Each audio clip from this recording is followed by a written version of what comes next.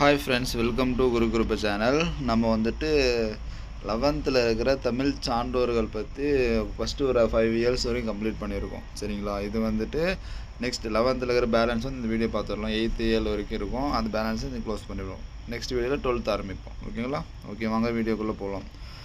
First பார்க்க போகிறது யாரை பற்றினா சங்கரதாஸ் சுவாமிகள். சங்கரதாஸ் சுவாமிகள் எப்போ பிறந்தார்? 1867 1922 1922 வரைக்கும் வாழ்ந்திருப்பார். ஓகேங்களா?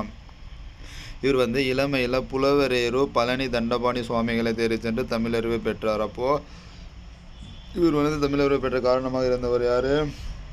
புலவரேரு பழனி தண்டபாணி சுவாமிகள். புலவரேரு பழனி தண்டபாணி சுவாமிகள். ஓகே. 16 வயதில் கவியாற்றல் பெற்று வெண்பா கலித்துறை இசைப்பாடல்களை இயற்ற தொடங்கினார். 16 வயசில் கவியாற்றல் பெற்று என்னென்ன எழுதியிருக்க பாருங்கள். வெண்பா கலித்துறை இசைப்பாடல்களை இயற்ற தொடங்கினார். இந்த வயசில் 16 வயதில். ஓகே. 24வது வயதில் இரணியன், ராவணன், யமதர்மன் இந்த வேடங்களை நடித்து புகழ். கேட்கலாம் கொஷின். இரணியன் வேடத்தில் நடித்த புலவர் யார் அப்படின்னு அறிஞர் யார், இதில் சான்றோர் யாருன்னு கேட்டால் சங்கரதாஸ் சுவாமிகள். ஓகேங்களா? அதே மாதிரி இரணியன், ராவணன், யமதர்மன் வேடங்கள்லாம் நடிச்சிருக்கார். ஓகேங்களா? நெக்ஸ்ட் பாருங்கள். வண்ணம் சந்தம் பாடுவதில் வல்லவராயிருந்த சுவாமிகளின் சந்த குளிப்புகளின் சிலம்பங்களை கண்ட அக்காலத்தில் மக்கள் வியப்பெற்றனர். இவர் வந்து சந்தம் பாடுவது எல்லாமே வல்லவராக இருந்ததை பார்த்து அந்த மக்கள் வந்து அந்த காலத்து மக்கள் வியந்தாங்கன்னு சொல்கிறாங்க. சங்கரதாஸ் சுவாமிகள் வந்து சமரச சன்மார்க்க சபை என்னும் நாடக குழு உருவாக்கினார். சங்கரதாஸ் சுவாமிகள் உருவாக்கின நாடக குழு எதுனா சமரச சன்மார்க்க சபை. இந்த குழுவில் பயிற்சி பெற்ற S.G. கிட்டப்பான்றவர் நாடக கலைத்துறையில் பெரும்புகழ் பெற்றாராம். இந்த சங்கரதாஸ் சுவாமிகள் இயற்றின சமரச சன்மார்க்க சபை என்ற ஒரு நாடக குழுவில் பயிற்சி பெற்ற வந்து இவர் யாருன்னு பார்த்தீங்கன்னா S.G. கிட்டப்பா. அவர் வந்து நாடக கலையில் பெரும் புகழ் பெற்றார். ஓகேங்களா? என்னென்ன பார்த்தோம்? இவர் வந்து தமிழ் அறிவு பெற காரணமாக இருந்த பழனி தண்டபாணி சுவாமிகள். சரிங்களா? அப்புறம் 16 வயசுலேயே வெண்பா கலித்துறை இது மாதிரி இசைப்பாடல் எழுதியிருப்பார். 24 வயது இரணியர், ராவண, யமதர்மன் இந்த வேலையெல்லாம் நடிச்சிருப்பார். இவரோட அந்த வண்ணம் சந்தம் பாடுவதில் வல்லவர் இந்த சுவாமிகளோட பார்த்து அந்த காலத்தில் வந்து வியப்படைஞ்சாங்க. என்ன ஒரு நாடகக்குழு உருவாக்குனாருன்னா சமரச சன்மார்க்க சபையான நாடகங்களை உருவாக்கியிருக்காரு. அந்த நாடகக்குழு பயிற்சி பெற்ற S.G. கிட்டப்பா வந்து நாடக கலையை பெரும்புகழ் ஈட்டினார். ஓகே. நெக்ஸ்ட்டு பாருங்கள். அதே மாதிரி மேடை நாடகம் வந்து அப்புறம் அவர் வாழ்ந்த சங்கரதாஸ் சுவாமி வாழ்ந்த காலத்தில் மேடை நாடகம் வந்து தரம் குன்றிய நிலையில் இருந்துச்சு. அப்போது மதுரை வந்த சுவாமிகள், மதுரைக்கு யார் வர்றாரு? சங்கரதாஸ் சுவாமி. மதுரை வந்த சுவாமிகள் 1918 தத்துவ மீனலோசனி வித்யா பால சபா, இது இம்பார்ட்டன்ட், தத்துவ மீனலோசனி வித்யா பால சபா என்ற ஒரு நாடக அமைப்பு வந்து உருவாக்கி அதோட ஆசிரியராகவும் இவரே இருந்தார். ஓகேங்களா? அது ஆசிரியராகவும் இவரே இருந்தார். இந்த சபையில் எங்கள் தத்துவ மீனலோசன சபையில் உருவானவர் தான் TKS சகோதரர்கள் என்றவங்க இந்த சபையில் உருவானவர் தான். தமிழ் நாடக தலைமை ஆசிரியர் என போற்றப்படுவர் யார்? சங்கரதாஸ் சுவாமிகள். தமிழ் நாடக ஆசிரியர்னு கேட்டால் பம்பல் சம்பந்தம் நம்மளுக்கு எல்லாருக்கும் தெரியும். அதேமாதிரி தலைமை ஆசிரியர் கேட்டால் சரி இப்போ சங்கரதாஸ் சுவாமிகள் சொல்லணும். ஓகே. மேடை நாடகம் வந்து தரங்குன்ற நிலையில் மதுரை வர்றாரு. மதுரை வந்து 1918 ஒரு சபை ஆரம்பிக்கிறார். அந்த சபை பேர் என்னென்னா தத்துவ மீனலோசன வித்வபால சபை. இந்த சபை ஆரம்பித்து அது ஒரு ஆசிரியராகவும் இருக்கார். இங்கே உருவானவங்க தான் இந்த TKS சகோதரர்கள். தமிழ் நாடக தலைமை ஆசிரியர் என இவரை போற்றப்படுகிறார். ஓகே, புரியுதா? ஓகே. நெக்ஸ்ட்டு பாருங்கள். திருவி கல்யாண சுந்தரனார். யார்? திருவி கல்யாண சுந்தரனார். இவரை பற்றி பார்ப்போமா?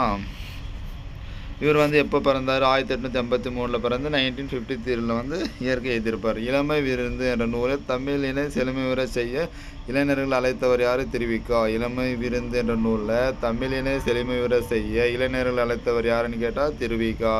தம் தந்தையிடம் தொடக்கத்தில் கல்வி பயின்றார். தன் தந்தை கிட்ட தான் தொடக்கத்தில் கல்வி பயின்றிருப்பார். தந்தையிடம் தொடக்கத்தில் கல்வி பயின்றார். வெஸ்லி பள்ளியில் படித்தபோது கதிரவேலர் என்பவரிடம் தமிழ் படித்தாராம். வெஸ்லி பள்ளியில் படித்தபோது கதிரவேலர் என்பவரிடம் தமிழ் படித்தார். மயிலை தனிகாச்சலம் என்பவரிடம் தமிழோடு சைவ நூல்களையும் பயின்றார். மயிலை தனிகாச்சலம் என்பவர்கிட்ட தமிழோடு சைவ நூல்களையும் பயின்றார். மயிலை தனிகாச்சலம் என்பவரிடம் தமிழோடு சைவ நூலும் பயின்றார். தமிழ் தென்றர் என அழைக்கப்படுகிறார். தமிழ் தென்றர்னா யார்? திருவிக்கா. சிறந்த மேடை பேச்சாளர், எழுத்தாளர். தேசபக்தன், அப்புறம் நவசக்தி இதெல்லாம் ஆசிரியர் இருந்திருப்பார். தேசபக்தன், நவசக்தியில் ஆசிரியர் இருந்திருப்பார். ஓகேங்களா? என்னென்ன பார்த்தோம் சொல்ல ஒரு பார்ப்போமா? இளம விருந்தினர் நூலில் தமிழக தலைமுறை இளைஞர்கள் அழைத்தவர் யார்? திருவிகா. தந்தை கிட்ட தொடக்கத்தில் கல்வி பயின்றார். அதுக்கப்புறம் வெஸ்லி பள்ளியில் படித்தார். அப்போ வந்து கதிரவேலர் என்பவர்கிட்ட தமிழ் படிச்சிருப்பார். மயில தனிகாச்சலம் என்பவர் தமிழோடு சேர்ந்து சைவ நூல்களையும் படிச்சிருப்பார்.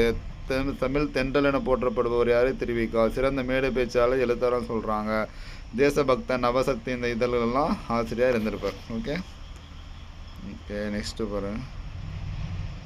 நெக்ஸ்ட் நூல்கள் என்னென்னு பார்த்தா, இப்போது திருவிக்கு வந்து பல நூல்கள் எழுதியிருப்பாங்கள்ல, அந்த நூல்கள் பாருங்கள். பெண்ணின் பெருமை, முருகன் அல்லது அழகு, மனித வாழ்க்கையும் காந்தியடிகளும், என் கடன் பணி செய்து கிடப்பதுவே, அப்புறம் சைவத்திரவு, இந்தியாவின் விடுதலையும், பொதுமை வேட்டல், திருக்குறள் விரிவுரை, இந்த மாதிரியெல்லாம் திருவிக்கு அது நூல்கள். இப்போ என்னென்னா, பெண்ணின் பெருமை, முருகன் அல்லது அழகு, மனித வாழ்க்கை காந்தியடிகள், என் கடன் பணி செய்து கிடக்கிறது, சைவத்திரவு, இந்தியாவோட விடுதலை, பொதுமை வேட்டல், திருக்குறள் விரிவுரை, இந்த நூல்களெல்லாம் யார் எழுதியிருப்பா? திருவிகா. தொழிற்சங்கத்தை தோற்றுவித்து தொழிலாளர் உரிமைக்கும் முன்னேற்றத்திற்கும் பாடுபட்டவர் திருவிகா. தொழிற்சங்கத்தை தோற்றுவித்து தொழிலாளர் உரிமைக்கும் முன்னேற்றத்துக்கும் பாடுபட்டவர் யார்? திருவிகா. சென்னை ராயப்பேட்டையில் வெஸ்லி கல்லூரியில் தலைமை ஆசிரியராக இருந்தார். சென்னை ராயப்பேட்டையில் வெஸ்லி என்ற கல்லூரியில் தலைமை ஆசிரியராக இருந்தார். இலக்கிய பயிற்சி, இசை பயிற்சி பெற்றவர் திருவிகா. இலக்கிய பயிற்சி, இசை பயிற்சி பெற்றவர் திருவிகா. ஓகேங்களா? புரிஞ்சா? ஓகேங்களா? புரிஞ்சுங்களா? வேறு ஏதாவது கொஷின்ஸ் இருக்குங்களா? உங்களுக்கு புரிஞ்சில்ல? இவ்வளோ தான் இந்த 11th இருக்கிற தமிழ் சான்றோர் இவ்வளோ தான்ப்பா. இதை கொஞ்சம் நல்ல நம்ம எல்லாமே படிச்சிருந்தான், இருந்தாலும் கொஞ்சம் அங்கங்கே கொஞ்சம் புதுசாக இருக்கும். இந்த மீனாட்சி சுந்தரனார், தமிழ் புலமை கதிரவன் நேற்று படித்தோம் இல்லைங்களா, அந்த மாதிரி. அதுக்கப்புறம் ஆபிரகாம் லிங்கன் பற்றி படித்தோம்னா நேற்றுங்க என்ன படித்தோம்? தமிழ் இசை இயக்கத்தின் தந்தை ஆபிரகாம் லிங்கன், இந்த மாதிரி இருக்கும்ல, அந்த மாதிரி சின்ன சின்ன கொஷின்ஸ் எல்லாம் இது மாதிரி கேட்கலாம். அதெல்லாம் கொஞ்சம் நோட் பண்ணி வச்சு படிச்சுக்கோங்க. ஓகேங்களா? இன்னும் நெக்ஸ்ட் வீடியோவில் நம்ம 12th இருக்கிற தமிழ் சான்றோர் பற்றி பார்ப்போம். ஓகேங்களா? புரிஞ்சுங்களா? ஓகே ஃப்ரெண்ட்ஸ், இந்த வீடியோ உங்களுக்கு பிடிச்சிருக்குன்னு நினைக்கிறேன். இந்த மாதிரி யூஸ்ஃபுல்லாக கண்டென்ட் வேணும்னா நம்ம குரு சேனல் சப்ஸ்கிரைப் பண்ணுங்கள். தேங்க்யூ.